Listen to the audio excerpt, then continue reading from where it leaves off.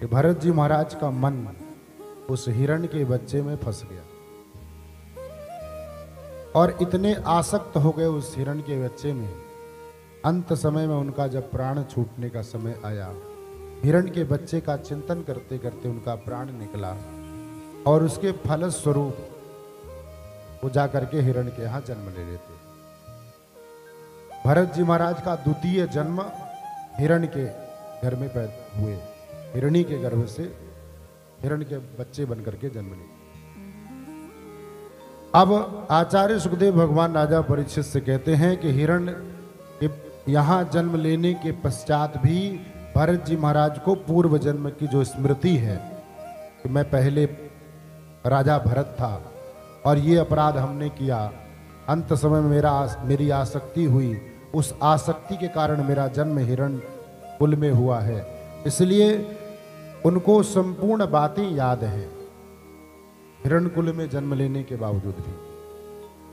क्यों कि मानव ही एक ऐसा है, 84 लाख योनियों में मानव ही भगवत प्राप्ति कर सकता है और मानव ही भजन कर सकता है, अन्यथा अनेकों अनेक जीव हैं, सब कुछ करते हैं, कमाते हैं, खाते हैं, सोते हैं, सब कुछ करते हैं, नहाते हैं, लेकिन भजन सत्संग नहीं तन पावा। बड़े भाग्य मनुष्य तन पावा। सूर दूर लभ सद ग्रंथ गावा। सूर दूर लभ सद ग्रंथ गावा। बड़े भाग्य से मनुष्य का तन मिलता है और उसमें भी भगवान की कृपा हो जाए, गुरु कृपा हो जाए तो भगवान के सुंदर मंगलमय कथा श्रवण करने का और भगवान का पूजन यजन करने का अवसर प्राप्त होता है। बड़े भाग्य मानुष तन पावा। क्यों कि छित जल पावक गगन शरीरा। छित जल पावक गगन समीरा। पंच रचित अधम शरीरा। छित जल पावक गगन समीरा। पंच रचित अधम शरीरा।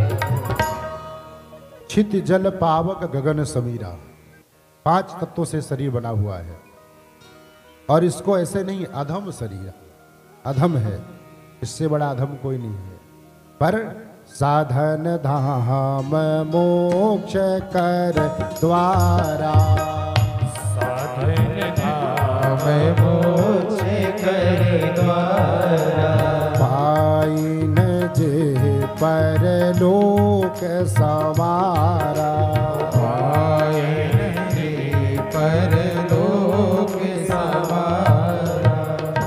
छित जल पावक गगन समीरा। पंच रचित यह अधम शरीरा। साधन धाम मोक्ष कर द्वारा। अपाइन जे परलोक समारा। मानव शरीर मिल जाए और हम आप भगवान की भक्ति न करें, भगवान का भजन न करें, इससे बड़ा दुर्भाग्य कुछ नहीं हो सकता।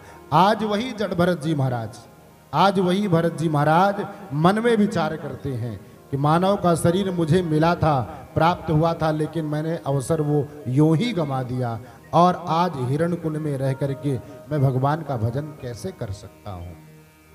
पूर्व जन्म की बात उनके मन में याद है। अब भरत जी महाराज सोचते हैं कि क्या करूं, पर विधाता की कृपा हो जाए तो ये शरीर छूटे तब नवीन शरीर प्राप्त हो। अगर मैं अपनी आत्महत्या करता हूं तो प्रेत योनि को जाऊंगा और ये शरीर में रह करके भगवान का भजन कर नहीं सकता। कहने का तात्पर्य हिरण के शरीर में रह करके मैं भगवान का भजन नहीं कर सकता। एक बार परमात्मा की कृपा हो जाए, मानव का शरीर मुझे मिल जाए तो मैं भगवत प्राप्ति अवश्य कर लूंगा।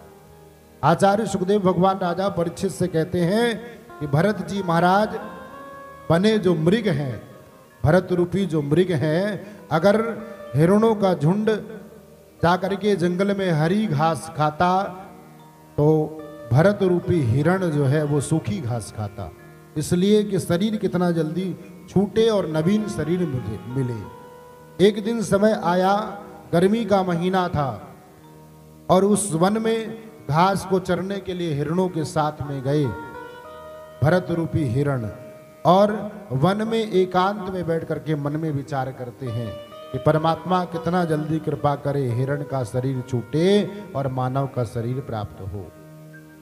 आपस में बांसों के घर्षण से जंगल में अग्नि उत्पन्न हुई और अग्नि उत्पन्न होने के कारण संपूर्ण जंगल में आग लग गई। गर्मी का महीना है और संपूर्ण हिरणों का झुंड भाग निकला जंगल से।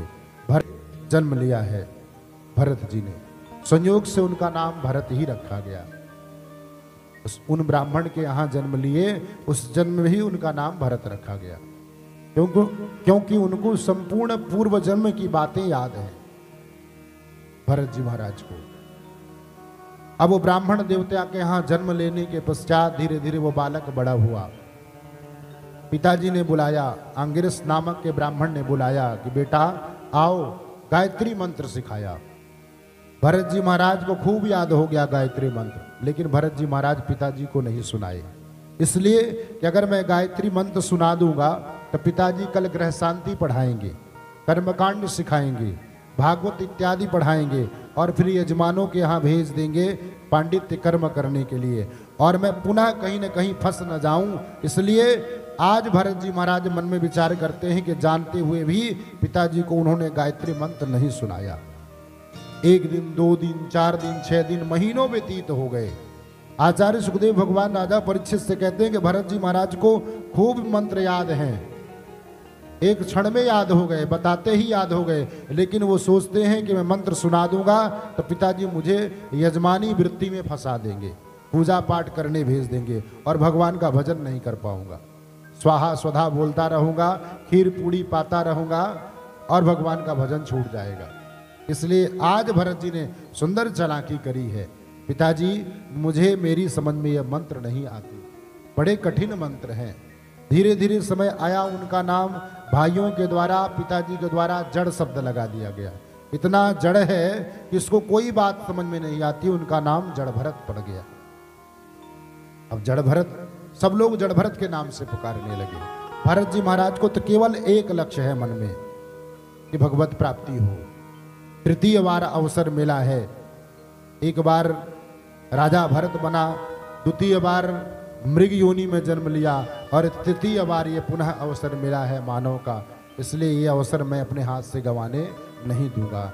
आज जड़ भरत जी महाराज मन में विचार करते हैं और समय आया कि अंगिरस नामक के ब्राह्मण अपनी ब्राह्मणी को लेकर के वन की ओर तपस्या करने के लिए चले गए। आपने प्रथम दिवस से लेकर के आज तृतीय दिवस है, आपने देखा होगा हर राजा, हर महापुरुष समय आने पर अपनी धर्मपत्नी को लेकर के, राजपाट को छोड़ करके, अपनी व्यवस्था को छोड़ करके वन की ओर जाते हैं तपस्या करने के लिए। ये श्रीमद् भागवत ग्रंथ हमें शिक्षा प्रदान करती है कि हर मानव का कर्तव्य है कि 50 के बाद जहां 51 शब्द आए तो वन में चले जाएं, अन्यत्र न जाएं तो गोवा के किसी झाड़ी और पेड़ों के नीचे बैठ करके समुद्र के किनारे कुछ समय ध्यान लगाया करें भगवान का। कहीं जाने की आवश्यकता नहीं, अपने मन को काबू कर लें और मन पर कंट्रोल कर लें, भगवान का भजन अनायास ही प्राप्त हो। आज जड़ भरत जी महाराज मन में विचार करते हैं, सौतेले भाइयों ने मन में विचार किया कि कुछ करता वरता नहीं है, केवल भोजन भट्ट है, भोजन करता है, शयन करता है और कीर्तन भजन करता है। आज सौतेले भाइयों ने कहा कि देखो ऐसा है, तुम कोई काम धाम करते नहीं हो।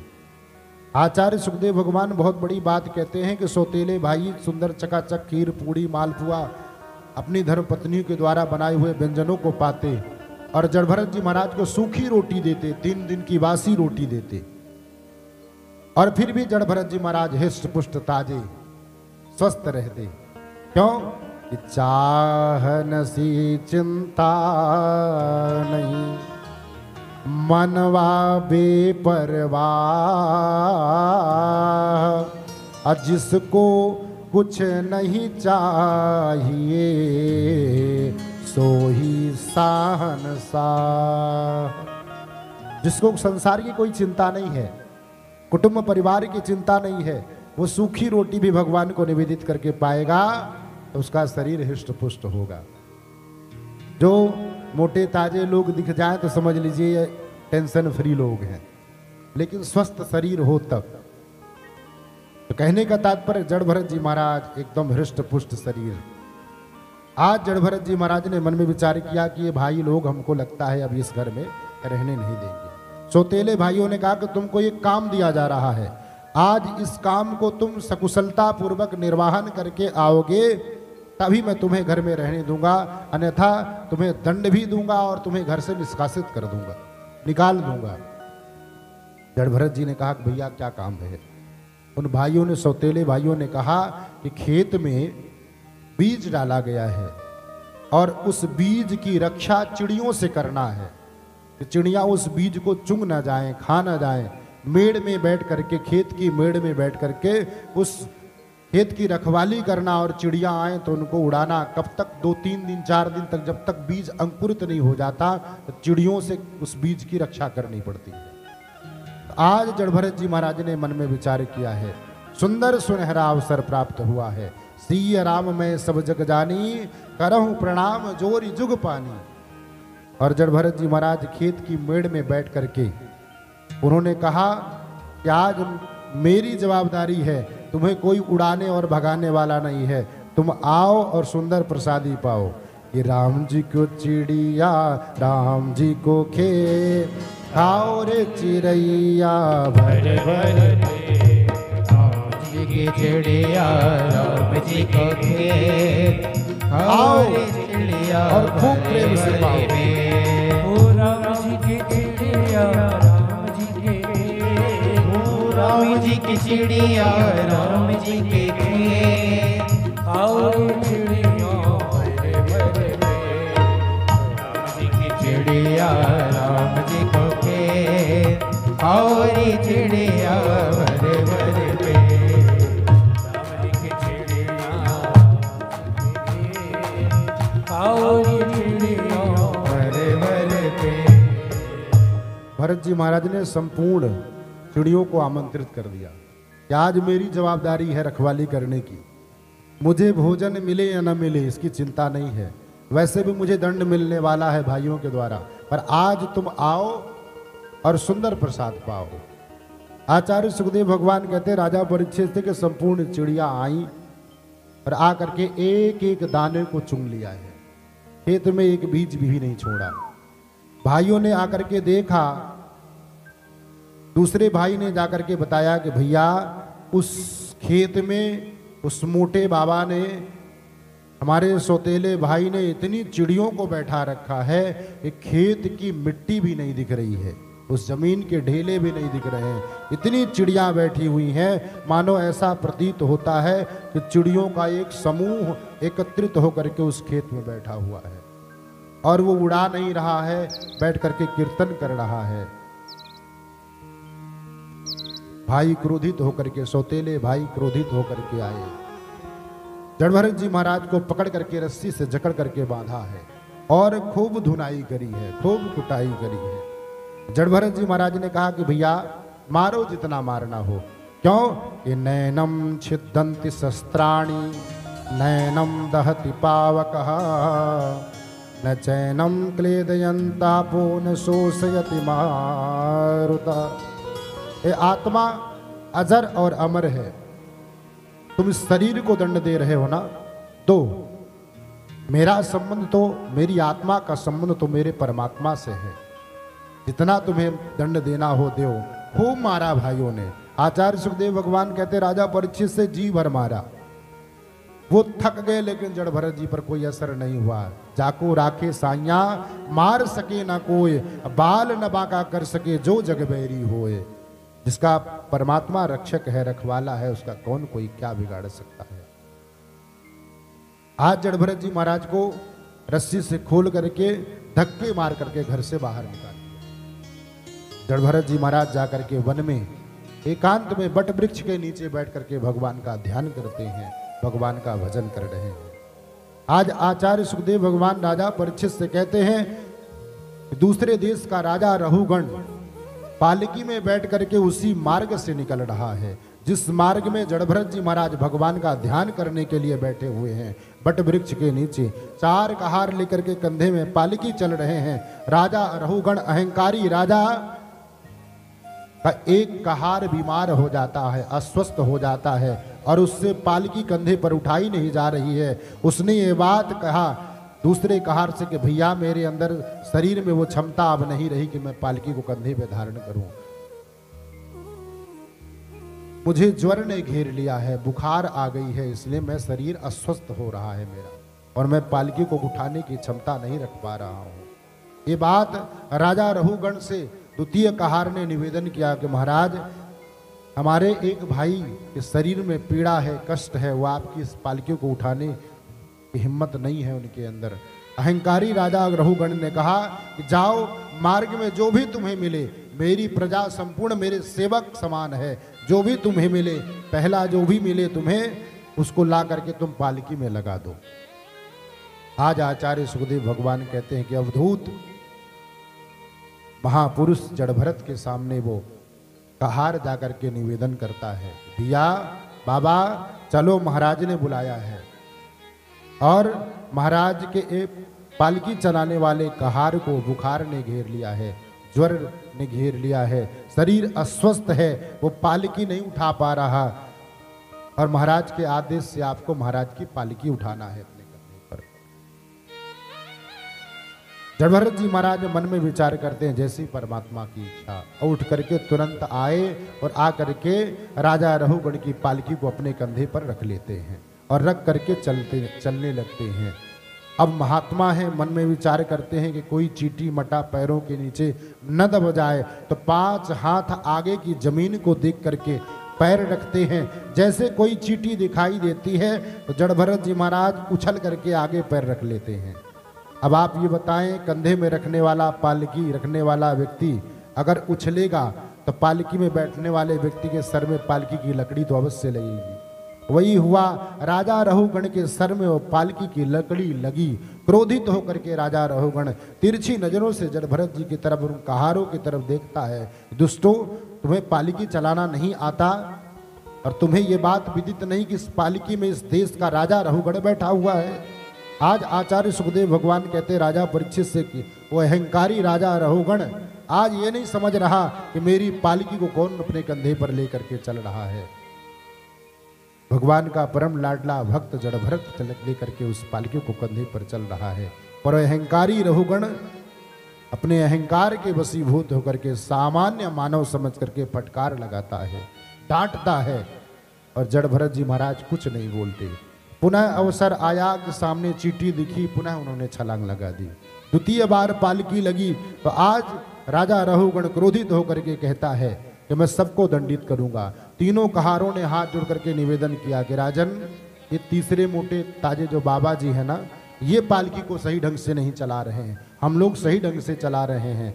आज तिरछी नजरों से करके राजा रहुगण अहंकार बस जड़भरत की तरफ मूर्ख शब्द से संबोधित करता है कि अरे मूर्ख, तुझे समझ में नहीं आता कि तू किसकी पालकी अपने कंधे पर रख करके चल रहा है।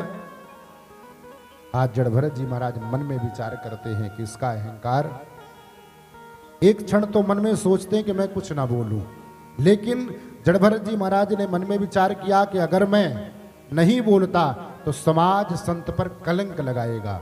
किस बात के लिए? एक वीतरागी महापुरुष जड़भरत जैसा महापुरुष राजा रहुगण के पालकी को अपने कंधे पर रखा, फिर भी उसके अज्ञान को दूर नहीं कर पाया। इसलिए आज मुझे बोलना होगा। जड़भरत जी महाराज राजा रहुगण से कहते हैं कि क्या कह रहे हो आप दंड दोगे, इस शरीर को दंड दोगे? और कितना सुंदर उदाहरण दे करके कहते हैं कि एक पृथ्वी का टुकड़ा तुम हो, एक पृथ्वी का टुकड़ा मैं हूं। ये 5 भौतिक शरीर, चित जल पावक गगन समीरा, पंचरतित यह अधिम शरीरा, 5 तत्वों से बना हुआ शरीर तुम्हारा भी है और 5 तत्वों से बना हुआ शरीर मेरा भी है। तुम इसको दंड देने की बात कहते हो, जो तुम्हें दंड देना हो दो, वो तुम अपने आप को ही दंड दे रहे हो। अनेकों अनेक उदाहरण दे करके जड़भरत जी महाराज राजा रहुगण को समझाते हैं। जब ये बात को सुन करके राजा रहुगण के अहंकार की एक सीढ़ी खिसक जाती है। वो मन में सोचता है कि कोई साधारण मानव नहीं है, कोई वीतरागी महापुरुष मेरी पालकी को लेकर के चल रहा है और मैं घोर अपराध कर रहा हूँ। तुरंत आचार्य सुखदेव भगवान राजा परीक्षित से कहते हैं कि राजा रहुगण तुरंत पालकी से नीचे उतर करके और चरणों में प्रणाम करता है कि भगवान मुझसे घोर अपराध हुआ है, आप जैसे महापुरुष को मैंने ऐसे कटु शब्द बोले हैं। राजा रहुगण को खूब समझाया है जड़भरत जी महाराज ने। आचार्य सुखदेव भगवान कहते हैं कि अपने राज्य को पुनः वापस लौट करके राजा रहुगण नहीं गया। उसने अपने मंत्री को आदेशित किया कि जाओ मेरे बड़े पुत्र को राज्याभिषिक्त कर देना और व्यवस्था को संभालना, मैं महाराज श्री के चरणों में यही आश्रय लेकर के और भगवान का भजन करके भगवत प्राप्ति करूंगा। ये सत्संग की महिमा का वर्णन है। सत्संग में श्रीमद् भागवत में वो सामर्थ्य है कि बड़े से बड़ा अज्ञानी, बड़े से बड़ा पापी भी तर जाता है। आज राजा रहुगण पर संत की कृपा हुई है और वो संत कोई महापुरुष की कृपा हो जाए किसी मानव पर, किसी अज्ञानी पर, तो उसका संपूर्ण अज्ञान दूर हो जाता है। आज जड़भरत जी महाराज सुंदर भगवान का भजन करते हुए भगवत प्राप्ति करी है। आचार्य सुखदेव भगवान राजा परीक्षित से सुंदर सुंदर प्रसंगों का वर्णन करते हुए कहते हैं, कभी कभी मानव कुसंग में पड़ करके और सन्मार्ग पर चलने वाला व्यक्ति भी कुमार्ग को अपना लेता है। क्यों? एक क्षण का कुसंग भी सत्पुरुष के सत्संग को और उसके विचारों को बदल देता है, कुसंग का। इसलिए हर मानव का कर्तव्य है कुसंग का परित्याग करना चाहिए।